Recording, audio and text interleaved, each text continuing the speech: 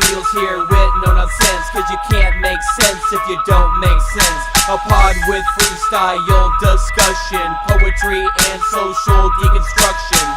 Hello, this is Big Burn with my co-host Beals on December 4th, 2014, episode 29. This is going to be an extended podcast today. Let's go ahead and start you off with the poem. The early bird catches the worm, that's what they say. But what are you going to eat to start the day? Pancakes, waffles, bacon, a bowl of fruit? Nah, man, these inferior options just won't do. There's only one thing that can get you a morning jump start. That's right, folks. I'm talking about succulent Pop Tarts. So, Beals, let me get you started with, what's your favorite flavor of Pop Tart? Personally, mine is a hot fudge sundae. I go to the gas station on many mornings throughout the year. I sincerely do, and I get a hot fudge sundae with a mocha, and that is personally my favorite combination. And I don't know, I'm getting probably the amount of saturated fat I need for the whole year in one morning. So that's personally one of my favorite experiences lately. I mean, I've gone through cycles of fluctuations with the Pop Tarts, but what about you? Where are you at today with the flavors? I would say my favorite way I like to start off the day is a little artichoke mornay Pop Tart with a little glass of Bordeaux, Bill.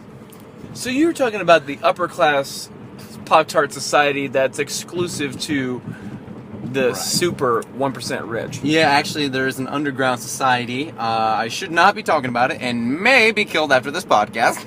But there is a lot of varieties that are not offered on the market that you may have to do a little extra favors, right, if you know what those could really include, to really achieve that higher level status and really get these unknown flavors. Now, is this underground society the same society that was seen in the film Eyes Wide Shut? Do they mix in Pop-Tarts with crazy orgies, or? If I could tell you that, I would, but I am not authorized to really inform you of who is this society. And maybe they do have sexual... Oh, wait. They do not have sexual parties, but what they do have are sexual Pop-Tarts. Man, that kind of stresses me out. You're not at liberty to say that, because that's what this country was founded on, was liberty. I'd say this country was actually more founded on freedom of speech there, John. Yeah, but what is speech really, other than waves coming through telepathically through the other wormhole? What speech is nothing more than just a shaping of the tongue and the mouth and allowing for a sound wave to be manipulated to the desire of its... Right. of its owner, and shaped for other people to receive in their eardrum, right? Which then gets turned into an electrical signal and sent to the brain, which we do have another Pop-Tart for that as well. I was gonna say, can Pop-Tarts interrupt these signals? I don't think they have developed that technology yet there, John, but what they have done is develop the flavor that really does capture that whole experience. And what's that flavor called, John? What they call that one are neurobiologist infused chocolate. I'm a fan of the Nucleaid Pop-Tart and the Endoplasmic Reticulum Pop-Tart. Right. It's mainly composed of endoplasmic reticulums that are crowdsourced through the Ottoman Empire. And Ottomans and otters alike are participating in this, and I don't really know how many Spring Valley Business Park Valley Park coaching is going to be able to sustain on a casino parkway, but you put that money in the slots, and old wrinkly people will slide them down their keystrokers, Bill. No one's ever said it better there, John. But getting back to Pop-Tarts, what is your favorite moment you've ever eaten a Pop-Tart? Well, honestly there, John, I do remember in the 1998 World Series when the Browns were playing the Blackhawks, they found a way to really come from behind. And what I saw, that I don't think anyone else saw, because I had sideline tickets there, and I was able to see inside the bench, and I could see Michael Jackson himself getting ready for the next hit, and he was eating a succulent, unflavored, unscented Pop-Tart.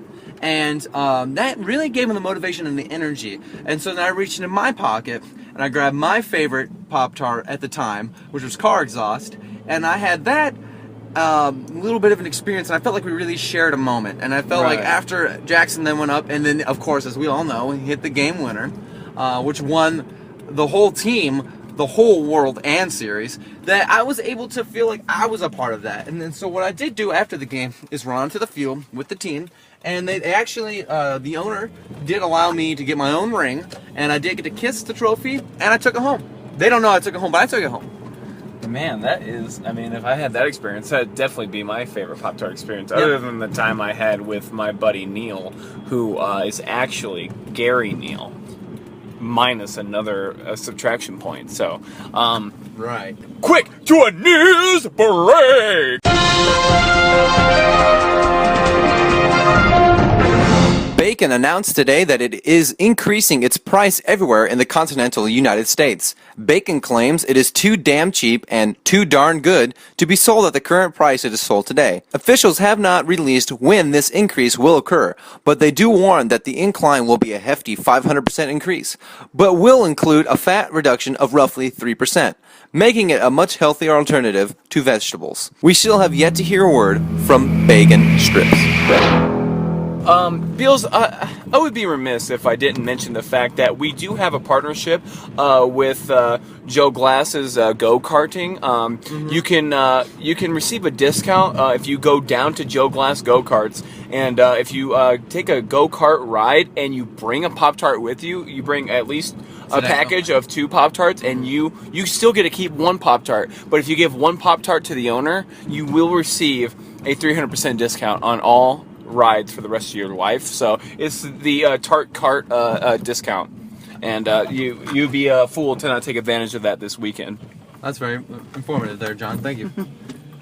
I do want to reiterate the newest flavor that Pop Tarts have introduced in honor of Joe Glass is the glass flavored Pop Tart, which is actually does come with little bits of tiny glass, fiberglass, normal glass, plexiglass, any glass that you can get your hands on. And it's really actually a very laborious Pop-Tart, and I think it really raises the level from about a 5% to about 155,000%. Now, would you argue that this is more Febery or more Debery? I think it's clear in the instructions that it's Debery. Can't argue with that there, Bill, especially when it's said with such strong conviction. So, Beals, could you leave us with a well-articulated poem for the podcast tease today, please, about the Tarty Pops? You bet, sir. Yesterday, I broke up with my girlfriend. She broke up my heart. I don't know why I was so broken down, but the only thing that got me back up was a nice frosty Pop-Tart. I went home that night and I put it in the oven because I did not have a working toaster oven.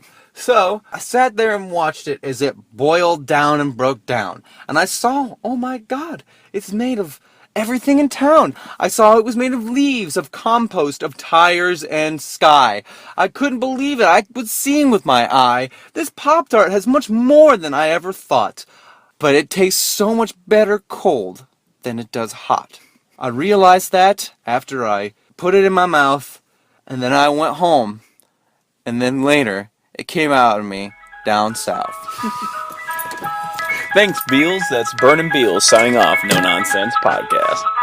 Thanks for listening to our podcast. Hope you got some insight and a few laughs.